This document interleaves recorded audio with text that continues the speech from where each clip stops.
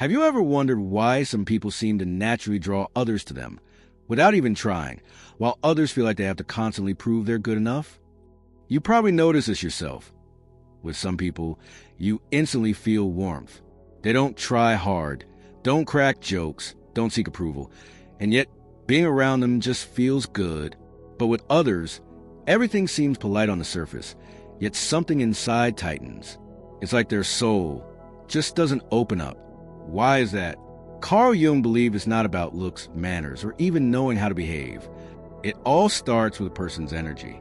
And here's what he meant by that. We start attracting others when we stop hiding our shadow. Jung introduced the idea of the shadow, the part of our personality we often deny. Our fears, hurts, weaknesses, the things we don't want to show anyone, not even ourselves. But here's the paradox. When someone accepts their shadow, they become real. Oh, authenticity feels like a cozy warmth you notice immediately. People want to be near authentic people. They trust them. They love them. On the other hand, if you're always trying to be nice, perfect, or acceptable, people sense it. Maybe not consciously, but they start keeping their distance. It's as if they can feel you don't fully trust yourself. People are drawn to those who are at peace with themselves. Jung said, until you make the unconscious conscious, it will direct your life and you will call it fate. Sounds complicated, but what it really means is how you treat yourself is how others will treat you. It all begins inside. If you doubt yourself, it shows, even without words. If you live with inner tension, others pick up on it and feel uneasy around you too. But if you can be with yourself, calm, accepting without pretending, that creates interest and trust. Because that's exactly the energy of attraction. A simple practice. Feel your energy. Next time you're in a new group, a meeting, or even just waiting in line, try this. Don't worry about what others think of you. Don't control your gaze, posture, or words. Instead, notice your inner state. Right in the moment, ask yourself, how do I feel right now? Cozy? Tense? Flowing with the moment? Or resisting it? No need to change anything. Just observe. This alone gives you power. Most people don't even realize how tense they are when trying to be liked. You'll already be a step closer to yourself. What if you just allowed yourself to be you? Imagine a woman who doesn't try to be how she's supposed to be. She doesn't speak perfectly. Maybe she stumbles or smiles awkwardly, but there's something alive in her. She likes herself, and that says it all. You want to stay with her a little longer, just because it feels easy. That's the magic. That's the very energy of attraction that can't be faked. Jung called this wholeness. When you don't seek approval, when you don't need recognition, when you're at home, inside yourself.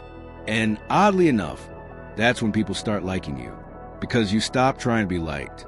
Why do some people inspire instant trust, while others make you hold back even after 10 meetings? Have you ever felt that strange internal yes or no right after meeting someone? You just met them, but already you know, I can trust this person. Or the opposite, they seem polite, charming, but something inside tightens. It's like your soul says, don't open up. Carl Jung said trust isn't about logic. It's an intuitive feeling. Does your soul feel safe? So here's the truth. People don't trust us because of how we look or what we say. They trust what they feel around us. Your aura is a mirror. Jung believed a person isn't just their body and words. We send out energy. Call an aura, radiation, atmosphere, whatever the word, it means the same. You sense a person before they even speak. When you're tense, anxious, doubtful, it transmits at the energy level. People sense, I can't relax here. When you're trusting of your self-life, the moment, that reads as softness, ease, and warmth. People want to be near you simply because they don't have to pretend. Trust begins not with others, but with yourself. Jung said people only inspire trust in others when they're in tune with their own truth. That doesn't mean being perfect. It means not betraying yourself. Can you say no when you mean it? Do you calmly express your feelings? Do you listen to your intuition, even when it says, I don't like this, but your mind says, I have to be polite? That's basic trust in yourself. And when you have it, it's like a foundation. People sense it and start trusting you. Small habits that build an aura of trust. Jung called these psychic honesty, things that make people feel, I can be real with this person. Look calmly into people's eyes. Not to charm, but to truly connect. It's rare. It touches hearts. Don't fear pauses in conversation.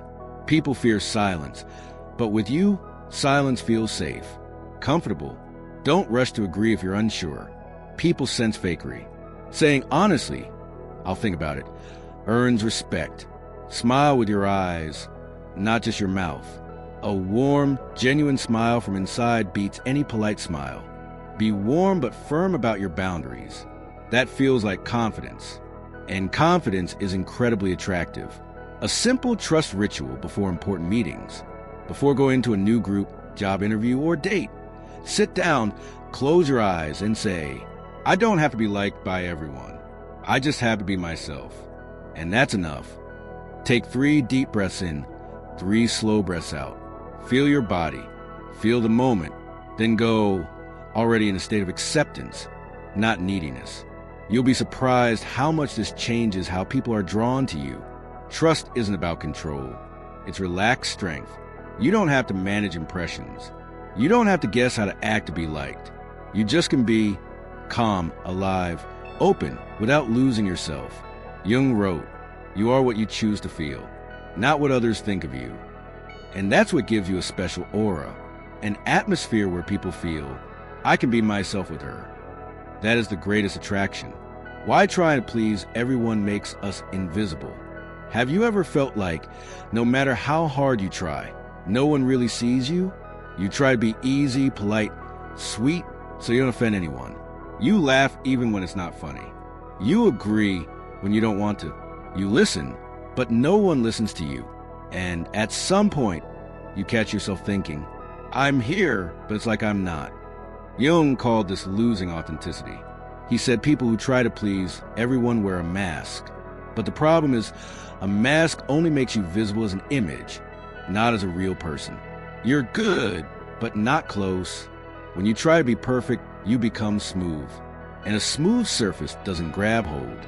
People might say, she's nice, kind, proper, but they don't feel a living connection with you. And connection is what we all really want. Not perfection, but humanity. Jung wrote that deep down, everyone longs for authenticity. For someone unafraid to be themselves, even if it's awkward or uncomfortable or sharp, because such people are alive. And around the alive, you can breathe. Who are you when no one's watching? Ask yourself, do you laugh when you're sad? Do you agree just to avoid being difficult? Do you apologize even when you're not wrong? Do you stay silent to avoid tension? If yes, you're not weak. You're just tired of fighting for acceptance. But Jung said, a person finds their place in the world not by becoming convenient, but by becoming real. People love those who can afford to be disliked. The paradox is, the most attractive people are those who aren't afraid to cause mixed feelings, because they're real. Such a woman may not please everyone, but those who get close love her deeply, because she's alive. With her, you can really laugh, argue, share, trust. You don't have to be understood by everyone. You have to be yourself to find your people. Try Jung's simple test. When you hear, you're too loud, emotional, confident, sensitive, what do? Hide that part of you or keep it with you? Jung said, what makes us too much to others is often our most. That's what makes you noticeable, bright, real. You, not a version convenient for everyone. Let go of the need to be liked and come back to yourself. Stopping trying to please everyone is scary because it feels like love will leave. But that's a false fear. Jung wrote, we don't lose love. We lose the illusion of love we bought with submission. When you stay with yourself, some people may leave, but what stays is the most important, self-respect. And then those who see you truly will come and love you for who you really are. How to grow closer to people by being yourself. Why do we feel real connection with some people and a never-ending game of masks with others? Jung said true closeness begins where fear ends. Fear of being inconvenient. Fear of being yourself. Fear of rejection. The paradox is, vulnerability connects us more than anything else. You don't have to be perfect to be loved. You can cry and still be accepted. You cannot know the answer and still be interesting. You can be disliked by some and still deserve love. Jung said, "The one who accepts themselves allows others to do the same." When you stop playing perfect, it becomes safe to be near you, because perfect scares and real attracts. Emotional honesty is your superpower.